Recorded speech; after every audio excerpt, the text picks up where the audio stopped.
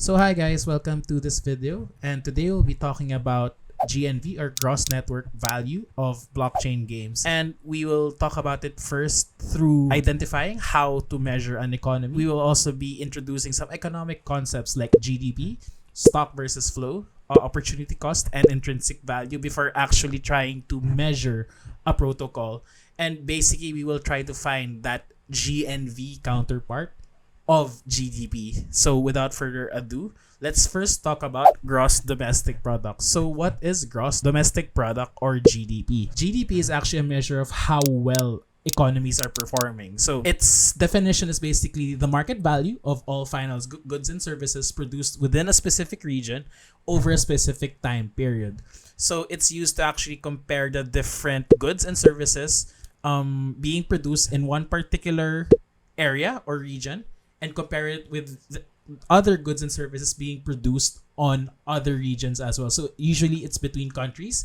So it's kind of hard to measure the value of these goods and services if they're really different from one another. Like one specific country is more agricultural while another one is more industrial. So it's kind of hard to basically measure apples and oranges, as the old economic saying is. So what GDP tries to do is basically add the dollar values of these different goods and services, so we could have a clear picture and we can compare apples to apples and oranges to oranges between these countries. So the data gathered here is usually administrative data, which comes from government agencies, or statistical data through economic surveys done by the economic governing body within these countries. So it can be seen, basically GDP can be seen as either the total income of everyone in the economy or the total expenditure of the economy's output of goods and services. And basically it's calculated as the sum of the consumption of everyone inside the economy, investments of, again, everyone inside, government expenditure, and net export. So let's do a deep dive of each category to see what are the components that make up C, I, G, and NX. So first, consumption. So consumption by definition is basically household expenditure on goods and services.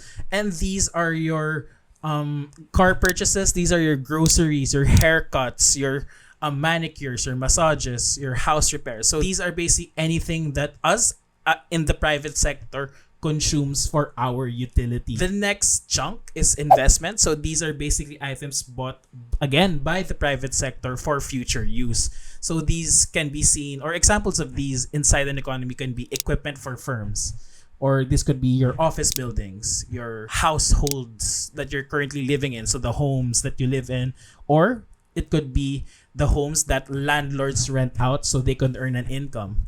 It could be the purchase of new inventory to run a business. So if you're running like a burger joint, it could be the patties, it could be the buns, the vegetables, the sauces.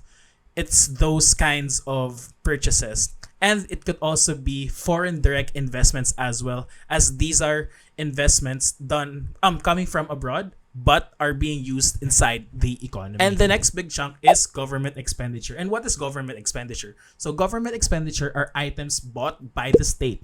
So these are your military equipments, these are your road repairs, these are your bridge constructions. Governments usually try and outsource these activities, the creation of these activities, to local companies that could actually deliver on these road constructions, these bridge repairs. And because it's being sourced in the local economy, that means that it is money being spent on local goods and services. So that's why it's part of the calculation of GDP. It's separate from consumption because this is the state that is spending this money, and this money comes from the tax, which is outside of the income of regular people. So the next big chunk, or the next chunk, it's called net export. And net export can be divided further into two categories. So net export is basically export minus import and accounts for trades with other countries. So export is seen as a positive number, as this represents the value of goods and services being sold to other countries. So it's income coming to our area or our region, because it provides domestic producers and suppliers of goods with income because they're selling it to foreign entities, while Import is the other way around. Import is a negative number as this represents the value of goods and services being bought from other countries, so value from our country going to a different region. So this provides income to the foreign producers, to the foreign suppliers of goods. That's why value is flowing out. That's why it's seen as a negative number. Therefore, net export is seen as export, which is a positive number, minus import, which is a negative number in this calculation. So with this in mind, you could think about economies or countries as marketplaces where trade and value occur. So what is similar between countries and protocols in that matter? So again, as countries are marketplaces, they are the venue where the creation or the transfer of value happens. So protocols are also platforms or venues where value and trade occur. So think of Amazon, right? Amazon doesn't own any of the items on their website, but Amazon itself has value. Why? Because it facilitates the trade between users. Like, it connects the buyer and the seller. So Amazon as a third party entity in that transaction has value because it connects the two, and it allows the trade of value between the buyer and the seller. So in a way, it's a marketplace. So if platforms don't have value but then just facilitate trade and creation of value by the agents inside it, why do we need to measure the value being generated? We need to measure this basically because we need to have an idea of how healthy our economy is. And that value, that market price, gives us a snapshot of the health of the economy based on the value that's going around. It can also be seen as a metric that gives information for prospective investors to help them decide if they want to invest in an economy, in a marketplace. So similar to, again, going back to the Amazon example, if we know that there is value being generated by Amazon, me as an investor will basically use that information to see if I would invest in Amazon's stock. So that's a key metric that I would look at. So now that we have a clearer picture of what GDP is, let's talk about GNV or gross network value. But before that, I want to talk about some economic concepts. Mainly, the first one I want to talk about is stock versus flow. So what's the difference between a stock and a flow data element? So stocks basically is the accumulation of wealth at a certain point in time. So you can think about this. Stocks values are your bank deposits, are the total number of money you've invested in a particular area. So basically this is considered stock. Like in the example below, stock values are this container. Basically the container where the water is accumulating in. So the amount of water inside the container is considered a stock value. But flow value are basically the transactions that change the value of your stock value over a period of time. So this could be your income because it's a flow of value inside your bank account. It can be your tax because it's an outflow of value from your bank account.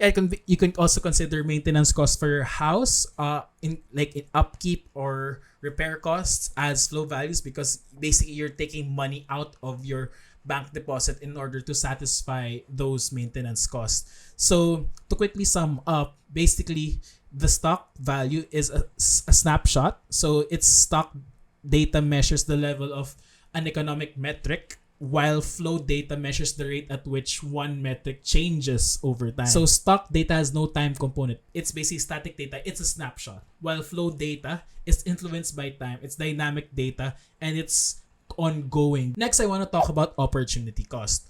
So what is opportunity cost? So opportunity cost is basically an economic cost associated with choosing one option over another. Short-term opportunity trade-offs basically could be you choosing to work or you choosing to spend your time on work or leisure activities. Or it could be you choosing your money, where to spend your money.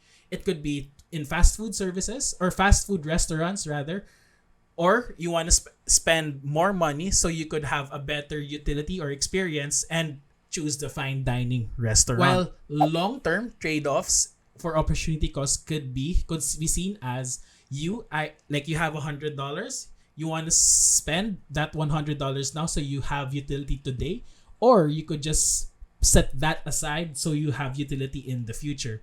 So if you actually set it aside, you can invest it in other investment vehicles, or you could invest in crypto, you can invest it in stocks, in bonds, and try to grow that money. So your $100 now could be $110 in the future. You never know. So that is a trade-off, and that is an economic opportunity cost on your end. Then another concept I want to talk about is intrinsic value. So basic intrinsic value is a measure of an asset's worth alternative to the asset's market price. So it's basically a subjective value associated to the asset that it's on top of its market value. So think about it as you're an investor. Some actually like to put a premium on the governance within a firm, while others value earning potential of a company. So for example, if a scandal hits and the company you're investing in is affected by that scandal, like for example, the CEO doesn't pay tax, then some investors might actually get turned off by this idea because they put a premium on governance.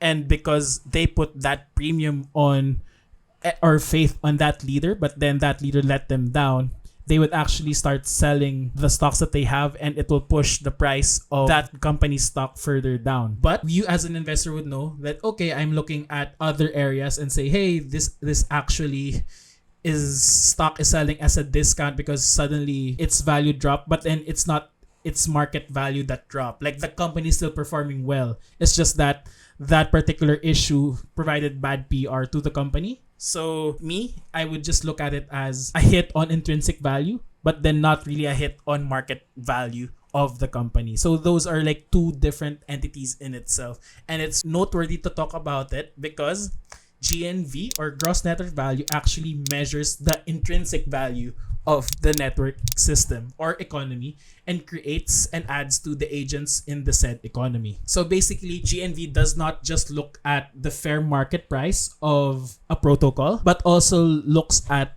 everything that protocol encompasses. So why do we mean by this? So basically, it's not just the market price. GNV tries to measure also how others perceive the different protocols that we play, and this one is specific. For example, GameFi protocols, like some put value on the leadership team, and even though prices are dropping, they still hold on to the assets because they understand that in the future this can still be worth something a lot more. So that's a good way of looking at intrinsic value that is added on top of the market value of protocols.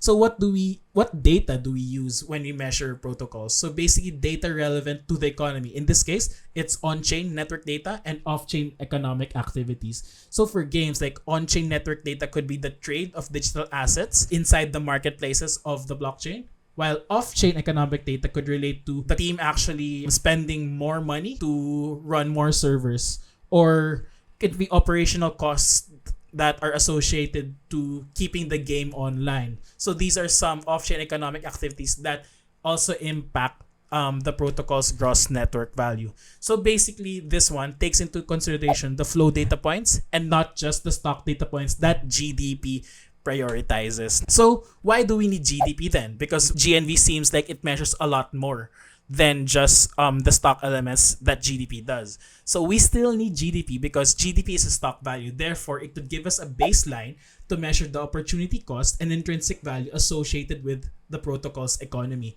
So basically, you give it a sense that this is GDP. Once we measure this, we would know. We just need to measure how much the intrinsic value is to have an idea of how much the gross network value of a protocol is. So that's why calculating GDP is important. And how do we calculate GDP from a protocol standpoint? So we use the same equation, but then we try to use it in a different light, adjust it basically to how a protocol would function. So again, consumption in a protocol setting, this is basically a user's assets purchased in order to play the game. So these are your NFTs that could give access to yield farming or consumables that power up those NFTs. So these are basically what we consume in order to play the game. Next is investment. Investments are still basic assets bought for future use, and these could be your staking protocols, your liquidity pairs. This could be the land items or the land itself, the land NFTs that are seen by the players as really high value assets that could appreciate in value in the future. So these are your investment purchases. But what about government expenditures? So you can think about your project team or the dev team as the government in this economy. So the expenditure done by the project team could be the government expenditure in this calculation. So these could be wages for their new hires or their advisors. This could be investments in anti-botting mechanisms, and again, software infrastructures for development. Like they want to add more servers in order so the game won't crash. This chunk or government expenditure could measure this GDP counterpart to the protocol. So there's one more thing. We need to talk about net export. So net export functions the same way as it does in the GDP calculation.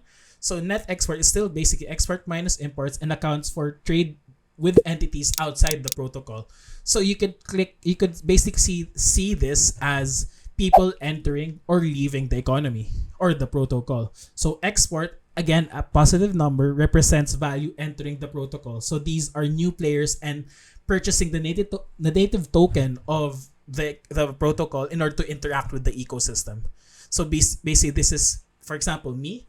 I'm gonna trade my fiat in USDT, convert it to Ethereum, or convert it to the native token of the protocol I'm joining, the game I'm joining, so I could interact. I can purchase the assets inside it, and basically start being a member of that economy. On the other hand, if import is a negative number, so this represents value leaving the protocol. So if I'm done, like I realize, okay, I've made enough money, I'll try to sell my assets now. I'm leaving the protocol's economy.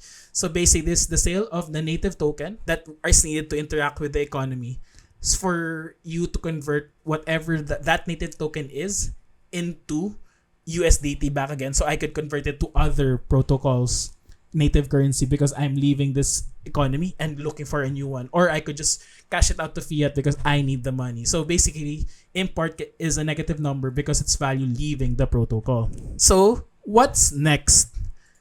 Basically, what's next for this is we need to identify the methodology for researching on GNV.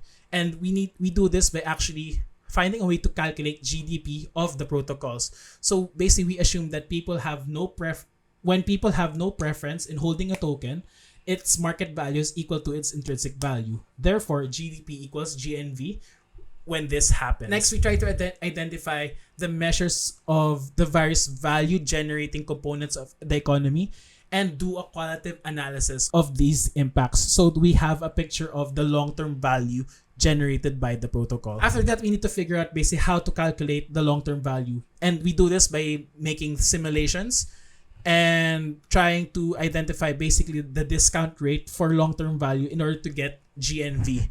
And to make sure that this is correct, we need to test the discount rate by proving that GNV is actually greater than GDP. So to recap, basically what we talked about today is that gross domestic product or GDP is a way of measuring economic value within the economy, and it's calculated as the sum of your consumer spending, your investments, your government expenditure, and your net export. Protocols and countries are basically marketplaces where it is a venue that allows for creation and trade of value, and it is also a measure of the value as an indicator of the economy's wealth.